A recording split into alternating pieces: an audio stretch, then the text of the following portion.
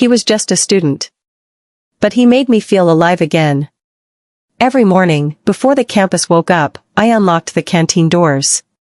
The scent of fresh coffee filled the air, and for a few quiet moments, I had peace. Being the canteen in charge at Westfield University wasn't glamorous, long hours, loud students, constant rush, but it was honest work. And after everything I'd lost in my marriage, honesty was all I wanted. Most students passed me like background noise, just the woman who made their sandwiches. But then there was Ryan. He was different. Confident, easygoing, with that kind of effortless smile that made people forget their worries. He always ordered the same, double espresso, no sugar. And he always said thank you like he actually meant it. At first, I didn't think much of it. Until the day he said softly, "You should smile more, Maya. It suits you." And for reasons I still don't fully understand. I did. It became a ritual, his morning visit, our brief exchange, a few seconds that somehow meant more than they should. He'd linger even after his friends left, pretending to scroll through his phone, sneaking glances when he thought I wasn't looking. But I noticed. Of course I did. I was 12 years older than him. A divorced woman trying to rebuild her life. And he was a student, full of light and dreams and danger. Yet every day when he walked in, my heart betrayed me a little more. One afternoon, the canteen was empty. He stayed back, sipping his coffee slowly. "You must get tired of this chaos," he said. I smiled faintly. "Sometimes. But it keeps me busy." "Do you ever do something just for yourself?" he asked. The question caught me off guard. I hadn't thought about myself in years. I just looked at him, young, bold, curious, and I saw everything I'd once been. That night, I couldn't sleep. Not because of what he said, but because I realized I wanted him to say more. It was the night of the University Cultural Fest, noise, music, laughter everywhere. I was closing the canteen late when Ryan walked in, still in his event badge and messy shirt. "Need help cleaning up?" he asked with that grin. I wanted to say no, but my heart betrayed me. "Sure," I said softly. We worked side by side, the room quiet except for the clinking of cups. Then the lights flickered, and went out.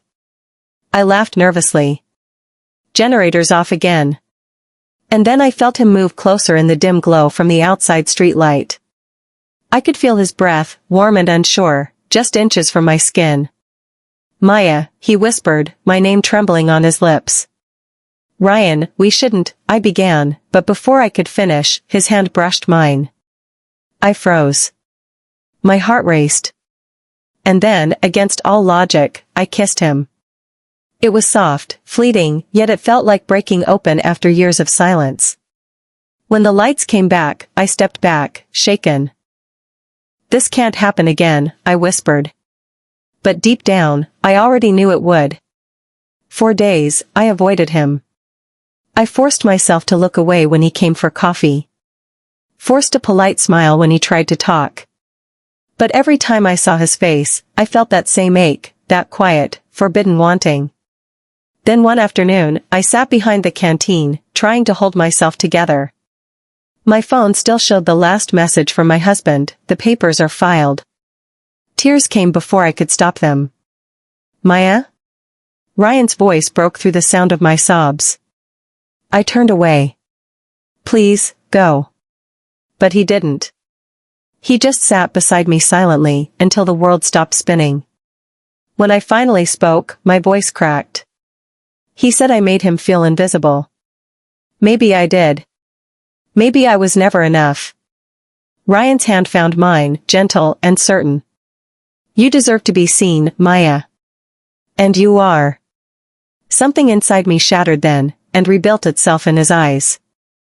That night, I lay awake, staring at the ceiling, knowing it was already too late to go back. We never labeled it. Never said the words. But it was there, in every look, every late evening we shared after everyone left. He'd wait for me to lock up, carry boxes, help sweep the floor, just to steal a few minutes of peace together. He made me laugh again. He made me feel again. One night, after final exams, we sat in the empty canteen. I played an old Elvis song from my phone, Can't Help Falling in Love. He chuckled. You know that's dangerous, right?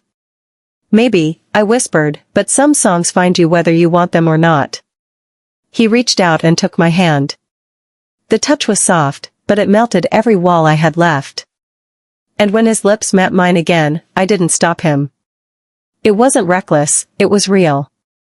Gentle. Slow. The kind of love that doesn't demand, just exists. In his arms, I didn't feel like someone's ex-wife or someone's mistake. I felt like a woman again. Secrets don't stay secrets forever. A few weeks later, I was called into the dean's office.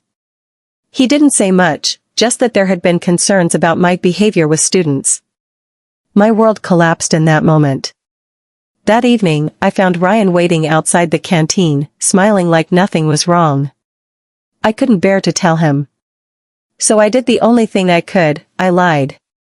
I've decided to resign, I said quietly. I need a break. Away from here. He frowned, stepping closer. What? Why? I looked away. Because this, us, was never meant to be.